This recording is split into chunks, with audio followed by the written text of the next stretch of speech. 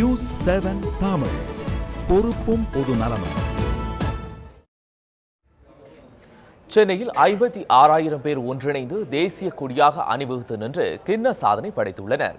இந்த உலக சாதனைக்கு பல்வேறு தரப்பினரும் வாழ்த்துக்களையும் பாராட்டுகளையும் தெரிவித்துள்ளனர்.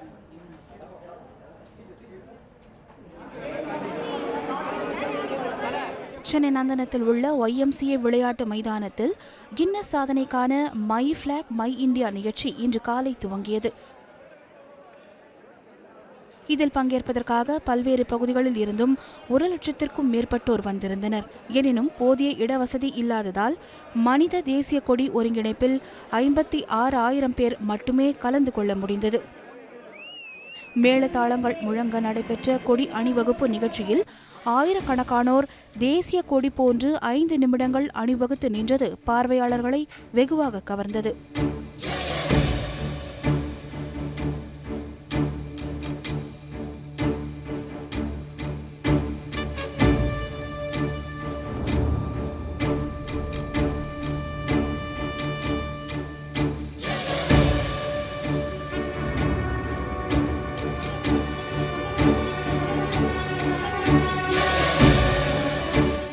இதன் மூலம் நியூஸ் 7 தமிழ் தொலைக்காட்சி புதிய கின்னஸ் உலக சாதனை படைத்துள்ளது.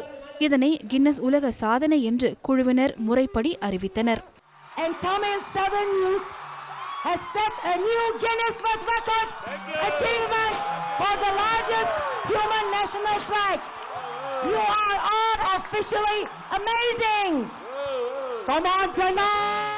சென்னையில் நிகழ்த்தப்பட்ட இந்த மனித தேசிய கொடி கின்னஸ் சாதனைக்கு பரிசுகளும் பாராட்டுகளும் குவிந்த வண்ணம் உள்ளன.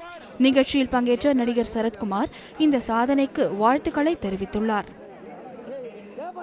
உலக சாதனை படைத்தவங்க அனைவருக்கும் நன்றி நன்றி நன்றி. தேசப்பற்றுடன் இங்கு வந்து காலை முதல் இங்கு இருந்தவங்க அனைவருக்கும் ரோட்டரி சார்பாகவும் வெளியே இருந்து வர இயலாத சகோதர சகோதரிகளுக்கும் வாழ்த்துக்கள் வாழ்த்துக்கள் வாழ்த்துக்கள். உலக சாதனை படைத்திருக்கிறீர்கள். உலக சாதனை என்பதை மறந்துவிடாதீர்கள். நன்றி.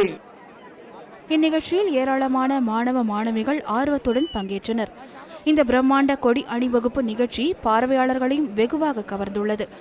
இதன் மூலம் பாகிஸ்தான் மற்றும் நேபாளம் ஆகிய நாடுகளில் நிகழ்த்தப்பட்டிருந்த கின்னஸ் சாதனை முறியடிக்கப்பட்டுள்ளது.